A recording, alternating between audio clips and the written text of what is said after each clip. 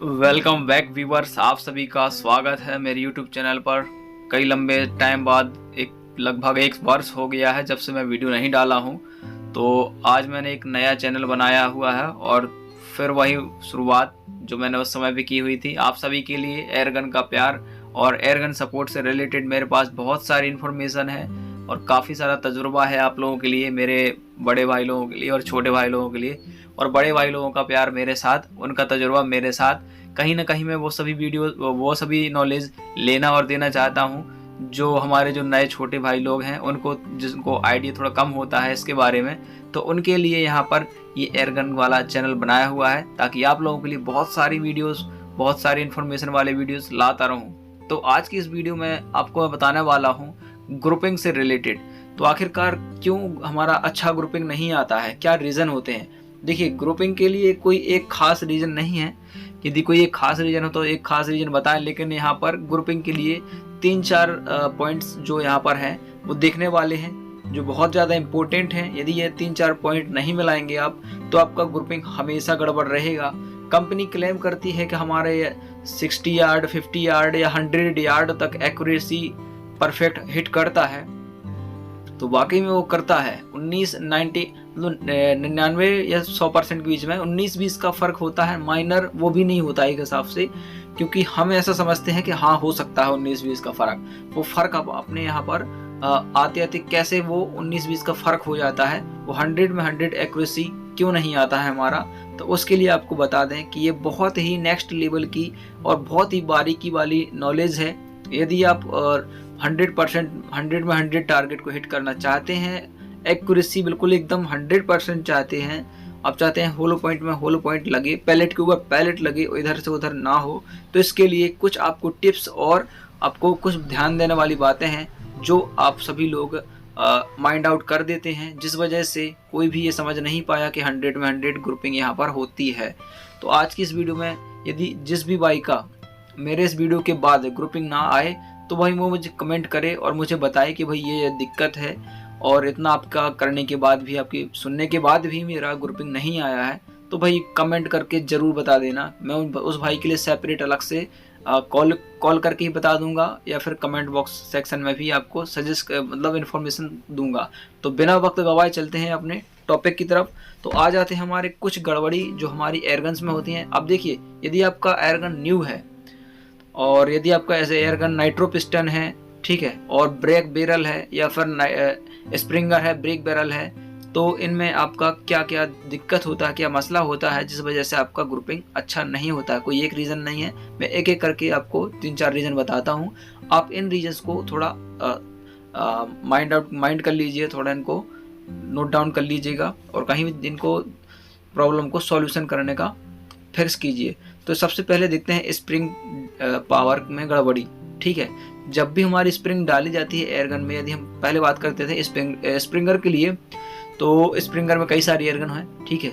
तो जो हमारे भाई लोग हैं तो वो क्या करते हैं कि जब उनका स्प्रिंग ख़राब हो जाता है, बैठ जाता है, वो बैठ इसलिए जाता है क्योंकि अब जब भी कई भाई लोग हैं जो प्लंकिंग करते हैं, निशानेबाजी करते हैं, तो जब वो फोल्ड करते हैं, कॉक करते हैं, उसको पहले डालते हैं, तो लंबे टाइम तक थोड़े कुछ समय के लिए वो होल्ड कर लेते हैं, फायर नहीं करते हैं। तो इस वजह से वो कई कंडीशन हो सकती हैं, या इधर उधर वॉक करके अपना फायरिंग वगैरह कर रहे हों, या फिर हवाई में खाली एयरगन चला रहे हों, और इनमें भी फ़र्क पड़ता है। बहुत माइनर पॉइंट है, आप इन माइनर पॉइंट को सुधार लेंगे, आपका एयरगन कभी ख़राब नहीं होगा, आपका एक्यूरेसी ख़राब नहीं होगा, ग्रुपिंग एक नंबर रहेगा।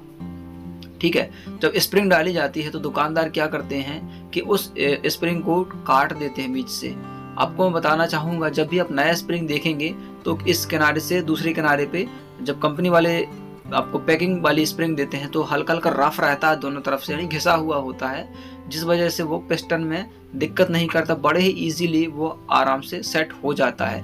और ध्यान दीजिएगा, जो जिस कंपनी की उसमें एयरगन में जिस साइज की, जिस रिंग की यहाँ पर स्प्रिंग डाली जाती है वही स्प्रिंग डालें, ना कि कोई ऐसे वैसे या फिर यूं ही कोई स्प्रिंग ना डाल दें। ठीक है, तो आपको वही स्प्रिंग डालनी है और स्प्रिंग को काटना नहीं है। यदि आप काटेंगे तो उसके बीच में एक हल्का सा गैप बन जाता है, ऊपर नीचे वाला गैप, जिस वजह से आपका एक्यूरेसी बहुत ज़्यादा गड़बड़ होगा, आप कभी भी ग्रुपिंग नहीं लगा पाएंगे। आप डायना 460 मैग्ना भी क्यों ना खरीद लें, जो कि काफ़ी कॉस्टली है, 40 से 50 हज़ार के बीच में आती हैं। और ये 0.177 में 0.22 की बात कर रहा हूँ, दोनों की मैं बात बता रहा हूँ आपको कि यहाँ पर आपको जो भी एयरगन है, ये वाली माइनर पॉइंट है जो आप इनको नोट डाउन कीजिए और इनको ध्यान दीजिए, तो आपका एक्यूरेसी कभी ख़राब नहीं होगा। तो आपको चाहिए स्प्रिंग हमेशा फुल डालिए, उसको काट कर नहीं डालना है, ध्यान दीजिए इस बात को, ठीक है।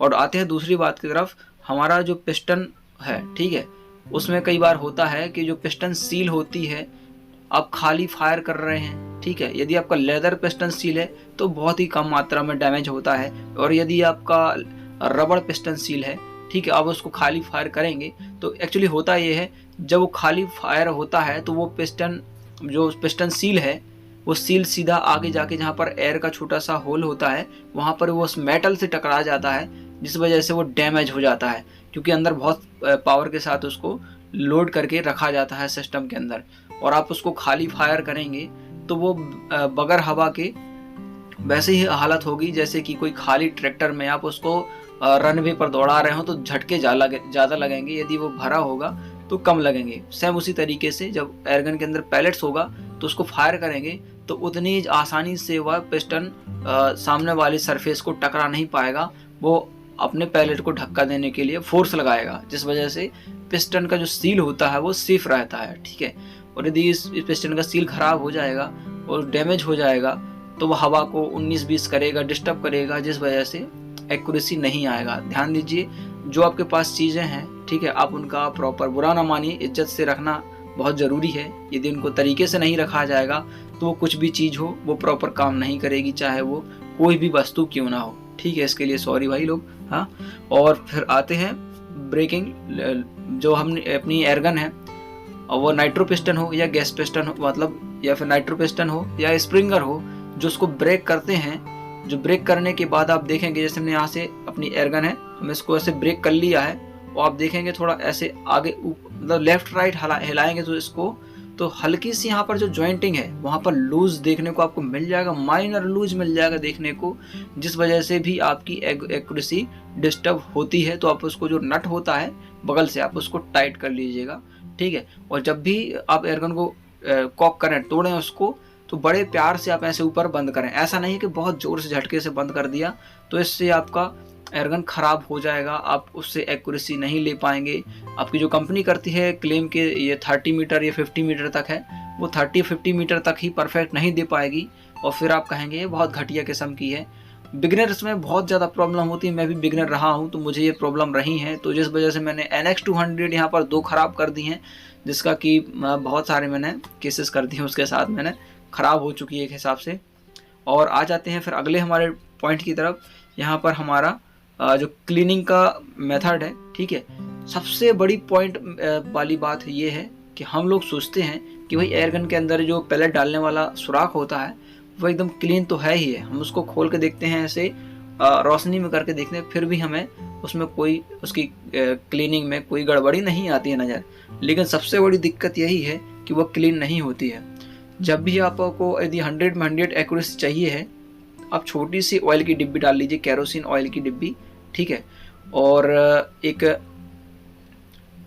छोटा सा हो सके तो एक छोटा सा इतना सरिये का टुकड़ा पतला सा होता है, जो बहुत GI तार का होता है, आप उसको जो सख्त हो, इसमें कपड़ा लगा के आप उसको आगे निकालेंगे, हल्का कपड़े को केरोसिन में डुबा दीजिए, फिर उसके अंदर डालिए, और फिर उसको सरिये से, हल्के से पतले सरिये से साफ़ कर दीजिए। 5 से 6 बार करेंगे, आप देखेंगे। उसके बाद पैलेट का रिजल्ट देख लीजिए, आप पत्थर में लगाइएगा, पैलेट को फायर कीजिए, आपके पैलेट का स्थिति क्या है। आफ्टर दैट जब क्लीन कर लेंगे, ठीक है, उसके बाद आप पैलेट लगाइए, फिर आप फायर करके देखिए, आपको रिजल्ट चौंका देने वाले मिलेंगे, ये मेरा गारंटी है, ये मेरा तजुर्बा है, क्योंकि मेरे पास स्प्रिंगर एयरगन है 0.22 की, तो उसके साथ मैंने ये करके देखा था, तो वो बहुत ही अमेजिंग, यानी कि दुगनी रफ्तार मुझे मिल चुकी थी, क्योंकि पहले के मुकाबले मुझे दुगनी रफ्तार मिली थी। तो ये होता है, आपको क्लीनिंग करके रखना है। सबसे नंबर 1 बात यह है कि आपको एयरगन की जो नाल है वो क्लीनिंग करके रखना है। यदि क्लीनिंग करके नहीं रखेंगे तो वो पैलेट दर पैलेट आपकी पावर को, एयरगन की पावर को डाउन करती जाएगी, और एक्यूरेसी आपकी डाउन होगी, आपकी ग्रुपिंग सही नहीं आएगी, कभी भी नहीं आएगी। और आ जाते हैं इसके बाद पैलेट्स प्रॉब्लम। तो एक आपको दिखा ही देते हैं, हम जो भी हमारे 177 कैलिबर वाले भाई लोग हैं तो उनको भी हम दिखाना चाहेंगे। ये हमारे पास जंबो का कुछ पैलेट है, शायद आप देख पाए, यहाँ पर देखना पॉसिबल तो थोड़ा कम लग रहा है। हम आपको स्क्रीन में आप स्क्रीन में देखिएगा, इस साइड देख लीजिएगा। अब जो पैलेट देख पा रहे हैं एक पीछे साइड से, ठीक है, पीछे साइड से ये पैलेट्स हल्के से दबे होते हैं, या फिर साइड में आप देखेंगे तो इनके साइड में तो यहाँ पर हल्की हल्की लेड होती है। जब पैलेट्स बनता है तो उसकी जॉइंटिंग की जो प्रोसेस है उसके बाद भी वह हल्का सा हिस्सा रह जाता है, तो जिसकी वजह से जब पैलेट हवा में ट्रेवल करता है यानी सफ़र करता है हवा में, तो वहाँ पर बहुत ज़्यादा दिक्कत कर जाता है और हवा के साथ वो तालमेल नहीं बिठा पाता और वह डिस्टर्ब हो जाता है। और अगली बात देखेंगे कि यही जो पैलेट्स हैं, जो टेढ़े मेढ़े भी काफ़ी पैलेट्स होते हैं। आपकी एयरगन में बहुत अच्छी पावर है, मैं मानता हूँ, लेकिन यदि आपका पैलेट सही नहीं होगा तो आपको ग्रुपिंग भूल जाइए, वो मस्त नहीं रहेगा, ठीक है। और इतनी ये चीज़ें हैं। और एक दो चीज़ और हैं, यदि आप सबसे ज़्यादा स्मोकिंग करते हैं तो आपका हाथ में थोड़ा हल्का हल्का कांपने जैसा महसूस होगा, हल्का सा। आप देखेंगे, आप अपने हाथ को ऐसे करके देखिएगा और नॉर्मली देखिएगा तो आपको पता चलेगा कितना हाथ आपका हिल डुल रहा है। और दूसरा, आपको जब लंबे रेंज पर आप एयरगन से निशानेबाजी कर रहे हैं तब आपको सांसों के ऊपर संयम रखना, यानी कि श्वासों के ऊपर थोड़ा थोड़ा कंट्रोल करना सीखना होगा। यदि आप ऐसा कर लेते हैं तो आप अच्छे निशानेबाज बन जाएंगे और आप लॉन्ग रेंज शूटिंग कर पाएंगे। तो मैंने कहीं ना कहीं आपको बहुत सारी बातें बताई हुई हैं इस वीडियो में, और एक एक करके जो मैंने बातें बताई हुई हैं आप उनको अप्लाई करेंगे तो 100% मेरा दावा है कि आपका ग्रुपिंग 100 में 100% रहेगा। जो कंपनी क्लेम करती है वो डिस्टेंस पे आपका एक्यूरेसी 100% लगेगा, यकीन मानिए। और यदि आपको वीडियो पसंद आई तो लाइक ज़रूर करना और चैनल को ज़रूर सब्सक्राइब कर देना, क्योंकि मेरा ये नया चैनल है, अभी मैंने बनाया हुआ है, क्योंकि पुराना वाला चैनल है कुछ कंडीशन की वजह से वो डिलीट हो गया है, मेरे गलतियों की वजह से, ठीक है। तो और यहाँ पर आपको स्कोप वगैरह बहुत सारी रिलेटेड आपको डिटेल्स मिलेंगी और .22 एयरगन्स वगैरह सब कुछ अवेलेबल होगा, ठीक है। तो मैं मिलता हूँ अगले वीडियो में, तब तक के लिए bye bye, thanks for watching my video.